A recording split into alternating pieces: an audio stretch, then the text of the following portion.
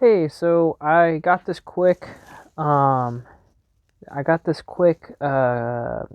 scrub plane from the flea market. Different one than I usually go to. The plane was custom made by somebody, probably another carpenter. It has his name on it, S. Uh, Wagenhorst. Um, the uh, the plane has a major flaw in the side here, where it's cracked. This crack runs all the way down here. It was tried. The whoever sold it, or maybe who owned it, someone tried to fix it. Um, it's the reason it cracked on the side is that the plane maker or whoever made it took the sides down too much, and because of that, there's an obvious weakness in the walls of the plane. So that's why it cracked here. Um, Other things of note is that the plane iron's in pretty bad condition. I chose to just leave it here because it's a roughing plane. It's not really meant for smoothing. Um, but there was a lot of dry cracking, and I guess the other thing that I decided the reason I bought it was because it was a single iron, as opposed to a double, with a regular iron and a chip breaker. Chip breakers were kind of a later-ish invention. Basically, the problem that was happening with a lot of carpenters is that it would happen a lot where their plane would the chips would clog, right.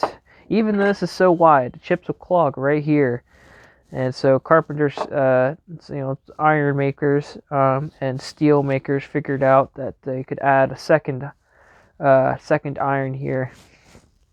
I think single plane irons were kind of the thing for the longest time, and then carpenters and builder and tool makers figured out that if you added the chip breaker to this, you could save a lot of frustration, and so the chip breaker would allow chips to clear, and essentially there'd be a space up here. This is a later style with the double iron, and so they created this space up here in their planes, and the chips would essentially bounce off the chip breaker, and it would come up this way. It does the same thing here, except there's like these irons are thick, and what can happen is over time the plane itself it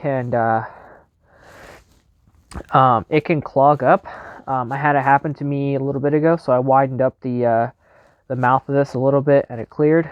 But your chips, if you're not being too careful about how this is set right, your chips are just going to clog up here, and that's going to suck for efficiency.